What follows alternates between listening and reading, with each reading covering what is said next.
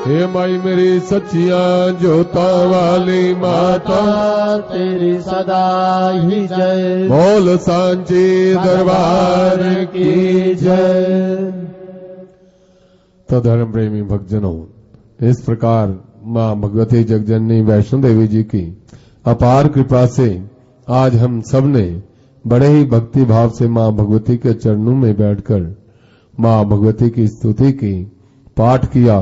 माँ भगवती से हम यही प्रार्थना करते हैं कि हे माँ, हमारे द्वारा किया गया जो स्तुति पाठ, इसे आप प्रसन्नता पूर्वक स्वीकार करो और हमें अपना आशीर्वाद दो। इस स्तुति पाठ में किसी भी प्रकार की कोई त्रुटि रह गई हो तो अज्ञानी बालक जानकर हमें क्षमा करो। इस प्रकार का मन में भाव करते हुए सभी भक्तजन माँ भगवती के चरणों का ध्यान करते हुए हृदय से ओंकार शब्द का 3 बार उच्चारण करेंगे।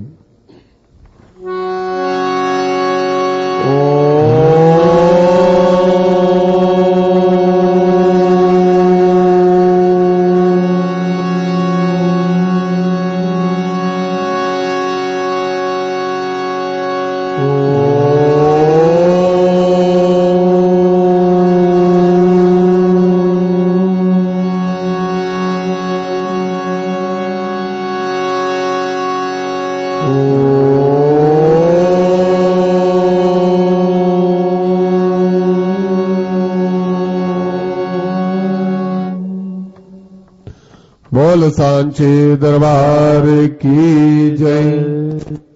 तो धर्म प्रेमी भक्तजनों, इस समय माँ भगवती जगजननी वैष्णो देवी जी की आरती की बेला है।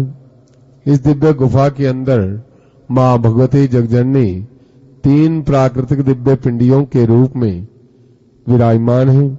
माँ भगवती की पिंडी का 5.5 फुट के लगभग आकार है और केवल शीश रूप में माँ भगवती के दर्शन हमें प्राप्त होते हैं। माँ भगवती के चरणों से चरण गंगा रूपी निर्मल जल धारा सदैव प्रवाहित होती रहती हैं, जिनके चरण जल से हम स्नान आदि करके माँ भगवती के दर्शनों के लिए माँ के चरणों में उपस्थित होते हैं। माँ भगवती महाकाली, महालक्ष्मी, महासरस्वती अपने नाम एवं गुणानुसार आए हुए शरणागत भक्तजनों को 3 प्रकार के आशीर्वाद देती है। महाकाली हमें शक्ति देती है, महालक्ष्मी हमें धन धान्य से परिपूर्ण करती हैं, मां सरस्वती हमें सद्बुद्धि और सद्ज्ञान देती हैं। इन तीनों का ही हमारे जीवन में विशेष महत्व है और इनके बिना हमारा जीवन शून्य है, क्योंकि वे परम शक्ति इस संसार के अंदर कण कण में व्याप्त है और उसी शक्ति से ही सब संसार जो है वह चलायमान होता है और उसी का एक अंश हमारे शरीर के अंदर भी विद्यमान है। जब तक वे शक्ति हमारे शरीर में है तब तक ये शरीर कार्य करने में समर्थ होता है, और जिस समय ये शक्ति मां हमारे शरीर से अलग हो जाएंगी उसी समय ये शरीर जो है निष्प्राण हो जाएगा। इसमें किसी भी प्रकार की हिलने डुलने की सामर्थ्य नहीं रहेगी। इसलिए मां भगवती की उस शक्ति का आदर सम्मान करते हुए अपने शरीर के द्वारा हम दूसरों की सेवा सहायता करें, सत्कर्म करें। कभी भी इस शरीर के द्वारा कोई ऐसा कर्म न करें जिसके कारण हमें बाद में पछताना पड़े, और शरीर के द्वारा सबके साथ अच्छा व्यवहार करते हुए, वाणी के द्वारा सबका आदर सम्मान करते हुए हम अगर जीवन यापन करते हैं तो उस परम शक्ति की कृपा हमें प्राप्त होती है, और उसी की कृपा से हमारे शरीर के अंदर जितने भी रोग हैं वे सब दूर हो जाते हैं और हमारा जीवन सुखमय बनता है। मां लक्ष्मी की कृपा से हमें धन ऐश्वर्य की प्राप्ति होती है, और धन को महालक्ष्मी का प्रसाद कहा गया है, और उस प्रसाद का कभी भी निरादर नहीं करना चाहिए। निरादर हम धन का तब करते हैं जब अपने धन के द्वारा बुरे कर्म करते हैं या दुष्कर्मों में उस धन को लगाते हैं, और यदि हम उस धन का सदुपयोग करें, दान पुण्य करें, यज्ञ आदि करें, तीर्थ यात्राएं करें, परिवार के पालन पोषण में धन को लगाएं और समाज के कल्याण के लिए धन का सदुपयोग करें, तो वे धन हमारा कल्याण करता है और उस धन के द्वारा किया गया जो भी कर्म होगा वह सत्कर्म बनकर हमारे पुण्यों में वृद्धि करेगा और पुण्यों के द्वारा ही मनुष्य ये भवसागर जो है उसको पार कर सकता है।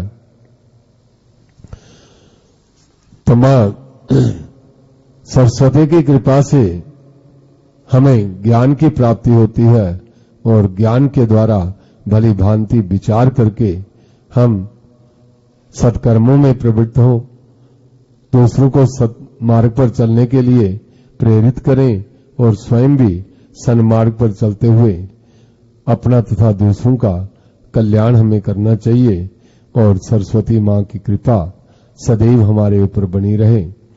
इसके लिए हम इन तीनों देवियों के द्वारा, महाकाली, महालक्ष्मी, महासरस्वती के द्वारा जो हमें शक्ति, धन और ज्ञान दिया गया है, इन तीनों का सदुपयोग करने से इन तीनों देवियों की कृपा सदैव हमारे जीवन में बनी रहती है और जिससे हमारा जीवन जो है वह सुखमय बनता है। उसमें जितने भी दुख हैं वह दूर हो जाते हैं। बोल सांचे दरबार की जय। तो धर्म प्रेमी भक्तजनों, हमारे पास अगर सामर्थ्य है तो जीवन में दान पुण्य करना चाहिए। हो सके तो अन्नदान अवश्य ही करें। अन्नदान इत्यादि करने से हमारे जीवन में जितने भी पूर्व जन्मों के पाप हैं उनसे हम मुक्त हो जाते हैं और उन दानों को करने से ही हमारा जीवन जो है सुखी होता है। क्योंकि जब हमारे पास सत्कर्म होंगे और पूर्व जन्मों के पुण्य कर्मों का उदय होगा, उसी समय हम दान पुण्य भी कर सकते हैं और हम उन कर्मों, पुण्य कर्मों के द्वारा अपने जीवन में सुख प्राप्त करके भगवान का भजन करते हुए हम अपने को इस संसारिक जो भौतिक कष्ट है उनसे मुक्त हो सकते हैं। तो दान की बड़ी महिमा बताई गई है। दान करना चाहिए, प्रतिदिन कुछ न कुछ दान हमें अवश्य ही करना चाहिए। अधिक ना हो सके तो प्रतिदिन सबके साथ 2 मीठे बोल ही अगर हम किसी को दान कर दें, किसी दुखी व्यक्ति के प्रति हम 2 मीठे बोल ही कह दें, तो वो भी एक बहुत बड़ा दान होता है। इसलिए अगर किसी को दुखी करते हैं तो उससे बड़ा कोई पाप नहीं है और किसी को प्रसन्न करते हैं तो उससे बड़ा पुण्य कोई नहीं है।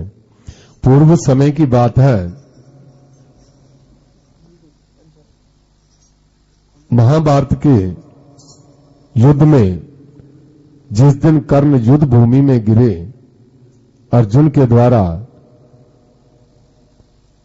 कर्ण को वाणु से छलनी कर दिया और उस दिन सायंकाल जब युद्ध समाप्त हुआ तो सायंकाल के समय अपने शिविर में लौटकर श्री कृष्ण जी जो थे वे बहुत उदास हुए और उदास में ही, उस उदासी में उन्होंने अपने मुख से कुछ शब्द निकाले।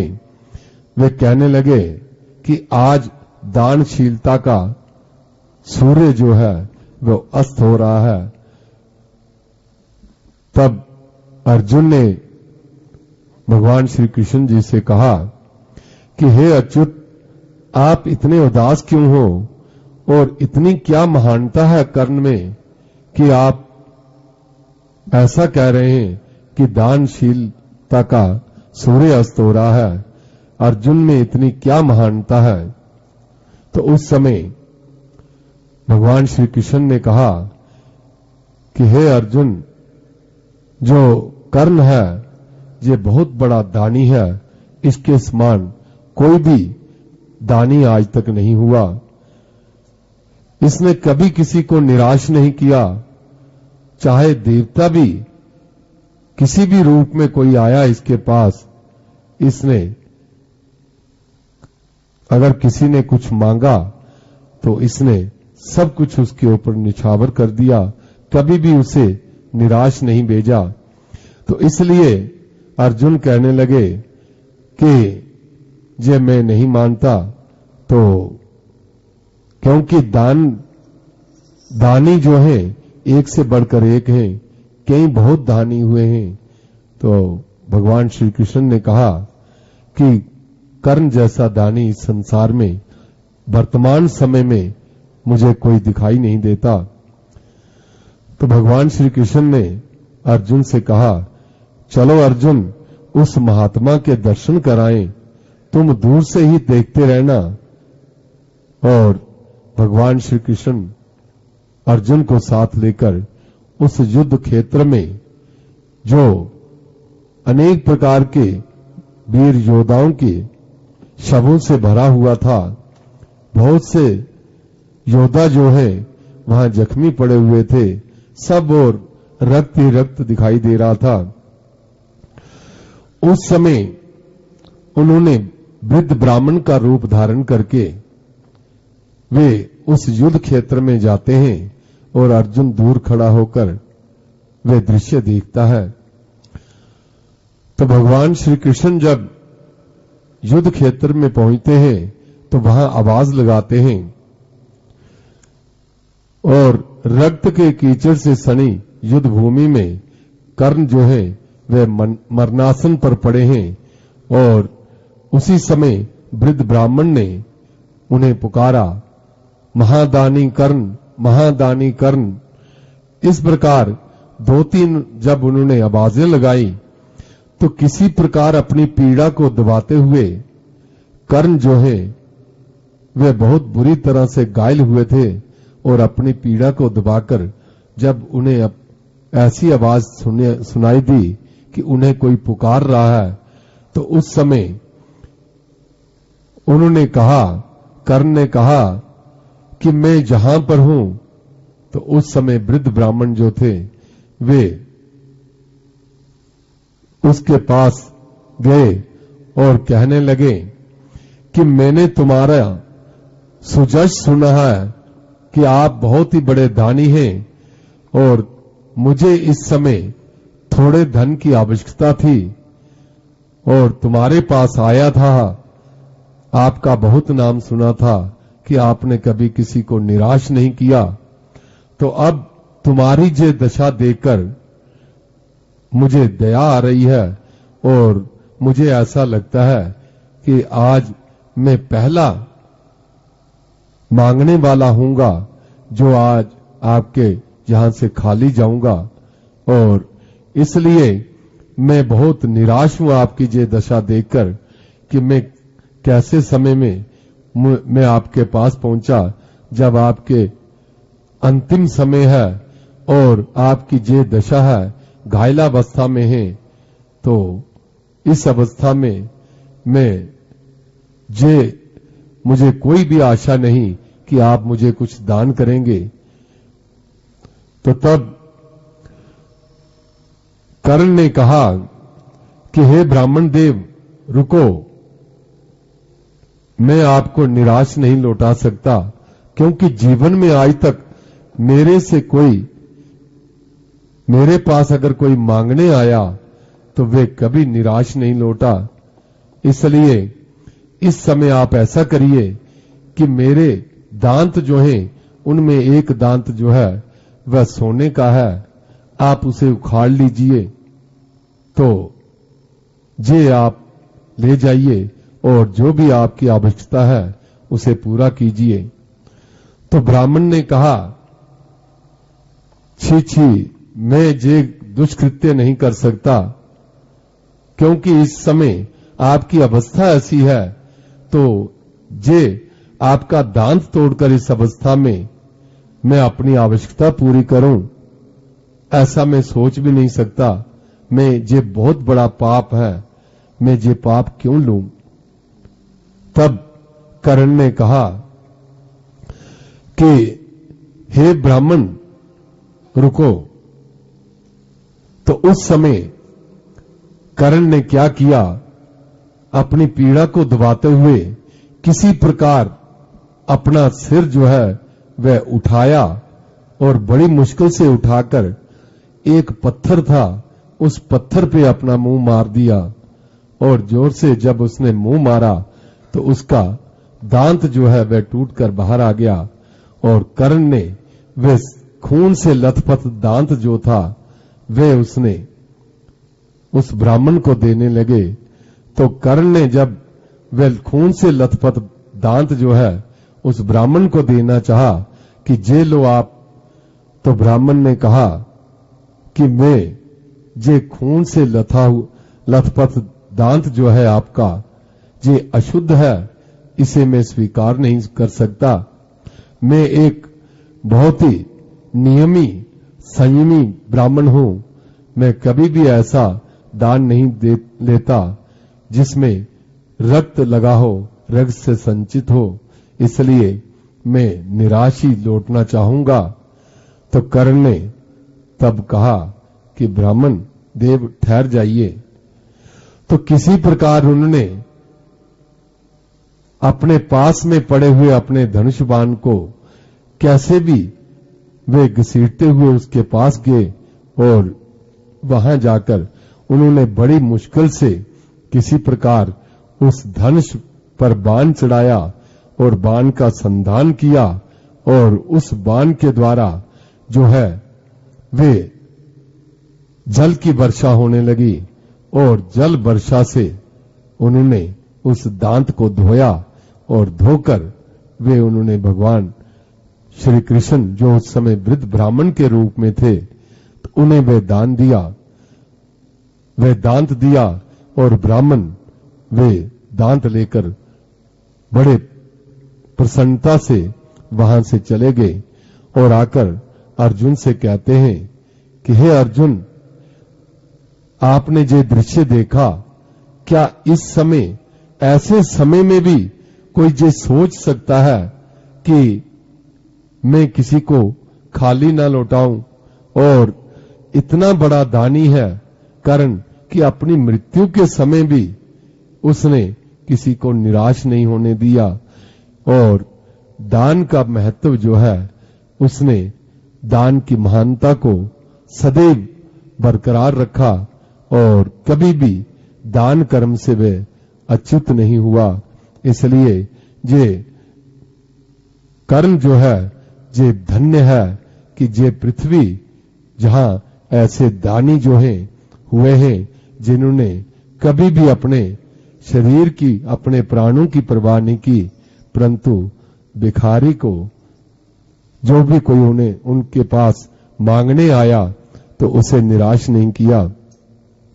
कहा भी है कि भिखारी जो होता है वे मांगने के लिए नहीं आता, वे हमें सचेत करने के लिए आता है कि आप दीजिए, नहीं तो आपकी दशा भी मेरे जैसी हो जाएगी, क्योंकि मैंने अपने जीवन में किसी को कुछ दिया नहीं और अब मुझे मांगना पड़ रहा है।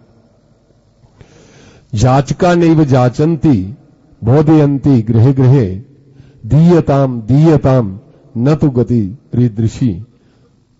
अर्थात जाचक जो है वे जाचना करने के लिए नहीं आता, वह घर घर जाके ये संदेश देता है कि कुछ दो, नहीं तो आपकी गति भी मेरे समान होगी, आपको भी अगले जन्म में मांगना पड़ेगा।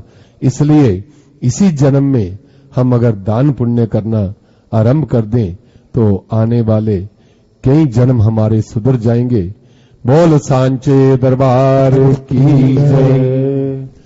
तो इस समय मां भगवती के चरणों में हम बैठे हैं और मां भगवती के आरती का समय है और मां भगवती के चरणों का स्थान, ऐसा स्थान और समय जीवन में कब प्राप्त हो इसका कोई पता नहीं, क्योंकि ये समय और स्थान बार बार प्राप्त नहीं होता और आरती के समय किया गया मां भगवती का भजन जे हमारे कई पूर्व जन्मों के पाप कर्मों को समाप्त करने में समर्थ है और इसलिए इस समय का सदुपयोग करते हुए हम मां भगवती की भजनों के द्वारा आराधना करेंगे